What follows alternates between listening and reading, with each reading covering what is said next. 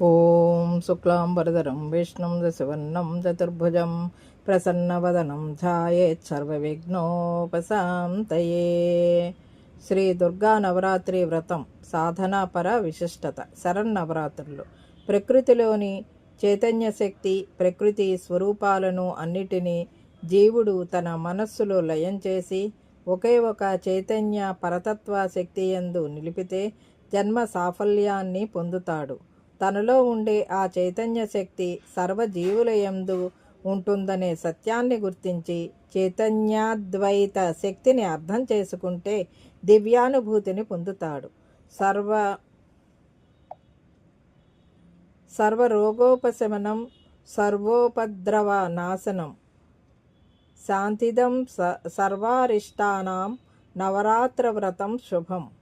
సర్వరోగములను, సర్వ ఉపద్రవములను పోగొట్టి సర్వారిష్టాల్ని పారద్రోలి సుఖశాంతుల్ని కటాక్షించేది నవరాత్రి వ్రతం అని పేర్కొన్నది స్కాంద పురాణం. నవ అంటే 9 అని, కొత్త అని సామాన్యార్థాలు. కానీ నవ అంటే పరమేశ్వరుడని, రాత్రి అంటే పరమేశ్వరి అని నిర్ణయ సింధువు తెలుపుతోంది. కనుక నవరాత్రి వ్రతం అంటే పార్వతీ పరమేశ్వరుల, శివశక్తుల, ప్రకృతి పురుషుల ఆరాధన లేక వ్రతము, పూజ అని అర్థం. నవరాత్రి వ్రతం అంటే 9 రాత్రులు చేయు వ్రతమని చెబుతారు. స్తూయతే ఇతి నవః అనగా నవ శబ్దమునకు స్తుతింపబడుచున్నవాడు అని అర్థము. పరమాత్మ నవస్వరూపుడు. శబ్దరూపమైన వేదం, ప్రకృష్టమైన నవ్య స్వరూపం అదే ప్రణవ స్వరూపం. నవో నవో భవతి జాయమానః. పరమాత్మ నిత్య నూతనుడు, అందరి చేత స్తోత్రింపబడుచున్నవాడు. శివశక్తులకు భేదం లేదు. అందుకే జగన్మాతకు శివ అని నామం కూడా ఉంది. జగజ్జనని రాత్రి రూపిణి. పరమేశ్వరుడు పగలు, జగన్మాత ఆరాధనే రాత్రి వ్రతం. రాత్రి దేవియే మహాకాళి, మహాలక్ష్మి, మహాసరస్వతి వంటి రూపనామములతో పూజింపబడుతోంది. అందుకే మాతకు కాళరాత్రి అని పేరు. నవ అహోరాత్ర దీక్షగా రాత్రి పగలు 9 రోజులు చేస్తారు. రాత్రి శబ్దస్య తిథి వాచకత్వాత్ అనే దాన్ని బట్టి రాత్రి అనగా తిథి అని అర్థం తీసుకొని 9 తిథులు అనగా పాడ్యమి మొదలు నవమి వరకు శ్రీదేవికి పూజ చేస్తారు. పాడ్యమి అంటే బుద్ధి అని చెప్పబడింది. మనుష్యుల బుద్ధియే శారదాదేవి. పాడ్యం నుండి శారదాదేవిని ఆరాధిస్తే మంచి బుద్ధిని ప్రసాదిస్తుంది, సర్వ శుభములను చేకూర్చుతుంది. మనలో ఉన్న ఉత్సాహాన్ని పైకి వ్యక్తీకరించటమే ఉత్సవం అంటారు. ఇది పెద్ద ఉత్సవం, మహోత్సవం. ఇది దేవి శరన్నవరాత్రి పూజా మహోత్సవాల అంతరార్థం.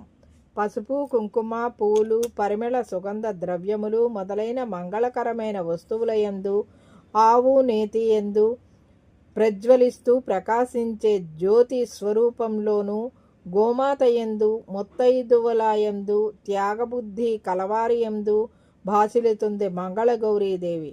సర్వకార్య దిగ్విజయమునకు మంగళ గౌరీ పూజ చెప్పబడింది. అందుకే వివాహంలో నూతన వధువు చేత గౌరీ పూజ చేయిస్తారు. త్రిపురాసుర సంహారానికి బయలుదేరే ముందు గౌరీదేవిని అర్చించి విజయాన్ని పొందాడు పరమశివుడు. గౌరీ కళ్యాణం వైభోగమే అంటూ అనాదిగా పెద్ద ముత్తైదువులు శుభములు పలుకుతూ కళ్యాణ సమయంలో గానం చేయటం మన సాంప్రదాయం. హిమాలయ పర్వత శ్రేణిలో తెల్లని కాంతితో ఆవిర్భవించిన చల్లని తల్లి గౌరీదేవి.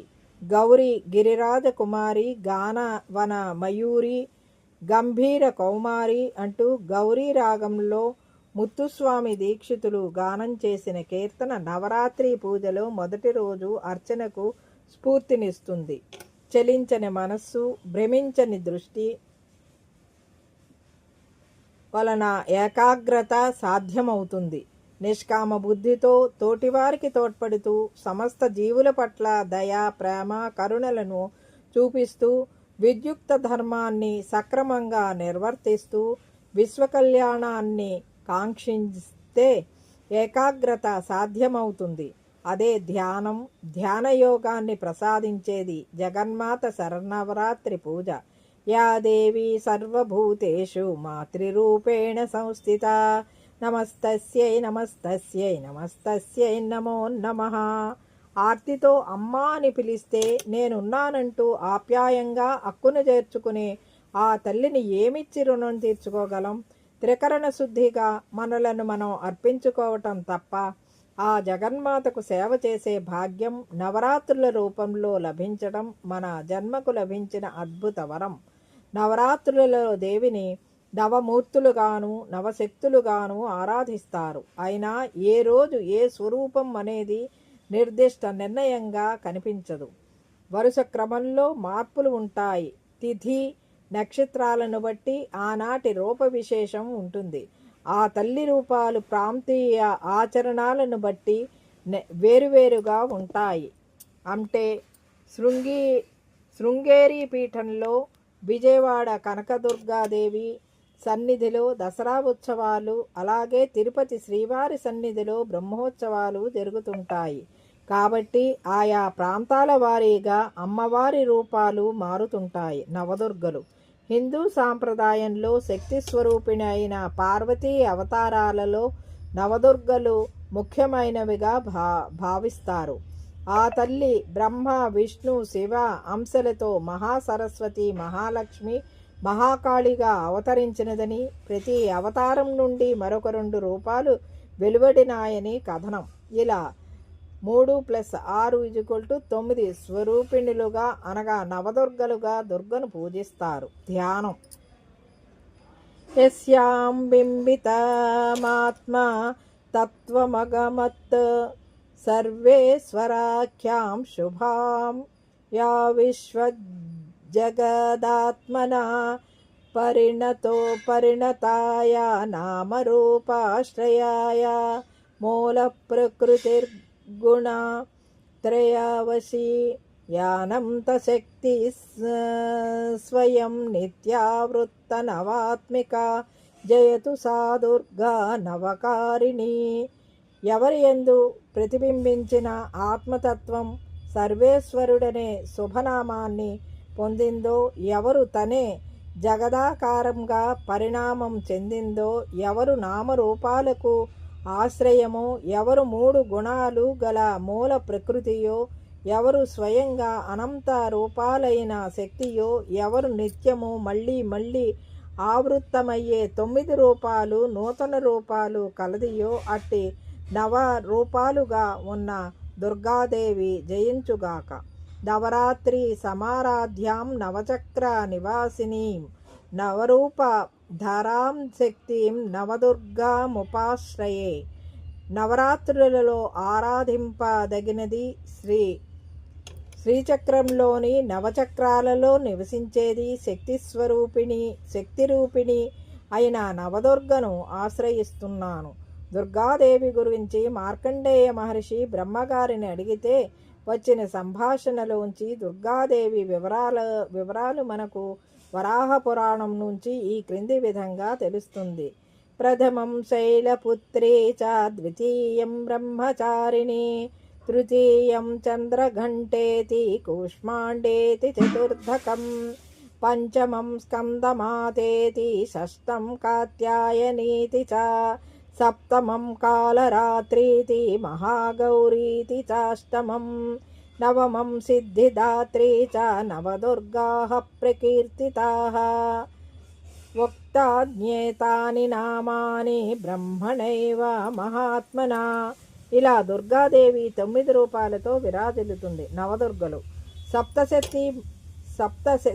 సప్తశతి మహామంత్రానికి అంగభూతమైన దేవీ కవచంలో నవదుర్గలు అనే పదం స్పష్టంగా కనిపిస్తోంది.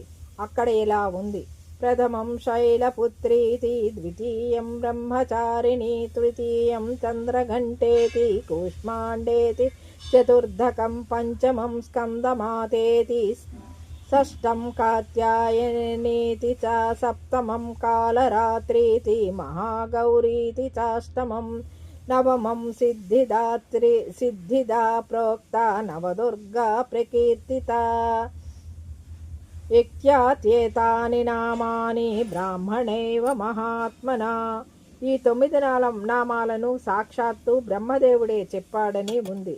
మహాశక్తి స్వరూపిణి అయిన దుర్గామాతని మనం అనేక రూపాలలో కొలుచుకుంటాం.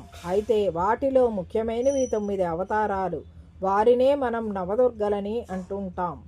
దుర్గామాత ముఖ్యమైన అవతారాలు 3: మహాలక్ష్మి, మహాసరస్వతి, మహాకాళి. వీరు శ్రీ మహావిష్ణువు, పరబ్రహ్మ, పరమశివుని అర్ధాంగినులుగా మనకు తెలుసు. వీరిలో ఒక్కొక్కరు తిరిగి 3 అవతారాలు పొందారు. ఆ విధంగా నవదుర్గలు ప్రసిద్ధి చెందారు.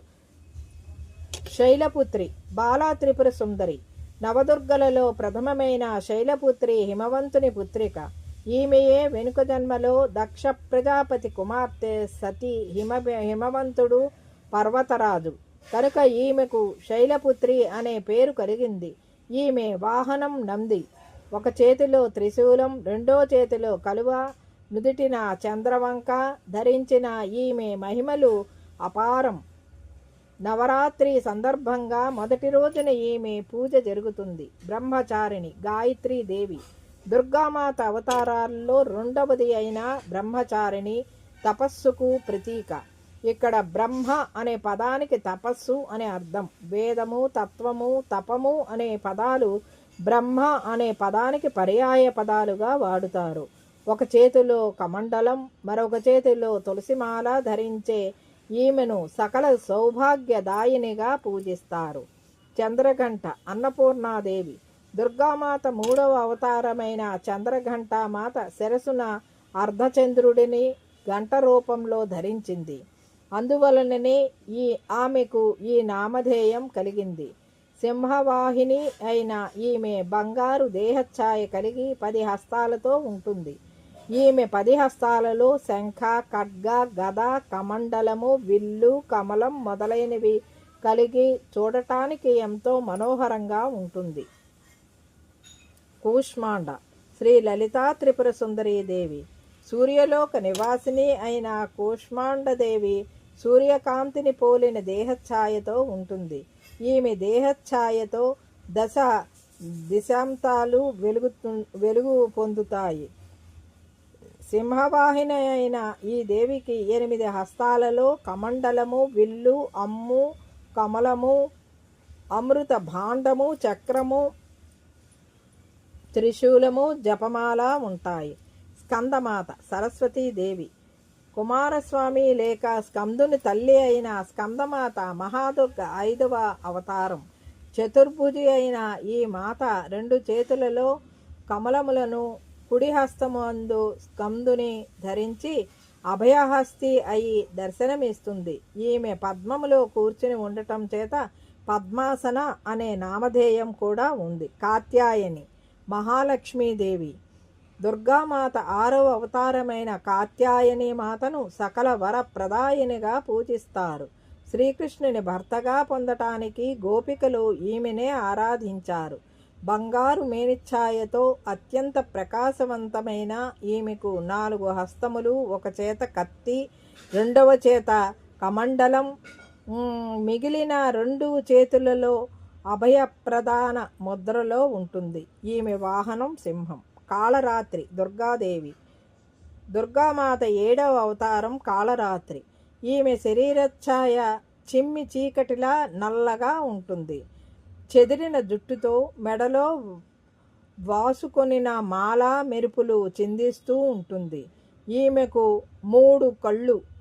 ఈమె ఉచ్ఛ్వాస నిశ్వాసలు అగ్నిని విరజమ్ముతుంటాయి. ఈమెకు 4 హస్తములు. కుడి 2 హస్తములలో ఒకటి అభయాన్ని, రెండవది భయాలని పారద్రోలేవిగా ఉంటాయి. ఎడమ చేతిలో ఒక చిన్న కత్తి, ఇనుముతో చేసిన రంపం లాంటి ఆయుధం ఉంటుంది. ఈమె వాహనం గాడిద. ఈమె రూపం ఉగ్రమే అయినా ఈమెను పూజించిన వారికి అన్ని శుభములని కూరుస్తుంది. కనుక ఈమెనే శుభంకరి అని కూడా పిలుస్తారు. మంగళగౌరి మహిషాసురమర్దిని దేవి. దుర్గమాత అష్టమ అవతారం మహాగౌరి. ఈమె చంద్రుని పోలిన మేనిఛాయతో ఉంటుంది. ఈమె పార్వతీ రూపంలో ఉన్నప్పుడు శివుని కోసం మహా తపస్సు చేసింది. అప్పుడు ఆమె శరీరఛాయ నల్లగా మారిపోయింది. అది గమనించిన మహాశివుడు స్వయంగా ఆమెను పవిత్ర జలాలతో కడగగా ఆమెకు ఆ మేనిఛాయ కలిగిందని ఒక కథ. సర్వకాల సర్వావస్థలలో ఈమెను 8 ఏళ్ల బాలికగానే పూజిస్తారు. అత్యంత ప్రశాంతమైన స్వరూపం కలిగిన ఈమెకు 4 చేతులు, 2 చేతులలో త్రిశూలం, డమరుకం ధరించి మిగిలిన 2 చేతులతో వర అభయ ముద్రలతో దర్శనమిస్తుంది. ఈమె వాహనం నంది. సిద్ధిదాత్రి రాజరాజేశ్వరీదేవి. దుర్గాదేవి ఆఖరి అవతారమైన ఈమె భక్తులకు అష్టసిద్ధులను అనిమ, మహిమ, గరిమ, లఘిమ, ప్రాప్తి, ప్రకామ్య, ఇసిత్వ మరియు వాసిత్వ అనేవి అష్టసిద్ధులు ప్రసాదించగలిగే దేవత. ఈమె ద్వారానే పరమశివుడు ఈ సిద్ధులను సంపాదించాడని, అర్ధనారీశ్వరుడిగా పేరు పొందాడని దేవీ పురాణంలో చెప్పబడింది. కమలంలో కూర్చునే ఈ దేవత వాహనం సింహం. 4 హస్తాలలో శంఖ, చక్ర, గద, పద్మాలతో విరాజిల్లుతూ భక్తులను అనుగ్రహిస్తుంది. ఇదండి ఈనాటి వీడియో. ఈ వీడియో కనుక మీకు నచ్చినట్లయితే లైక్ చేయండి, షేర్ చేయండి, కామెంట్ చేయండి, సబ్స్క్రైబ్ కూడా చేయండి. మరిన్ని వీడియోలు కావాలంటే బెల్ ఐకాన్ని నొక్కండి. Thank you very much.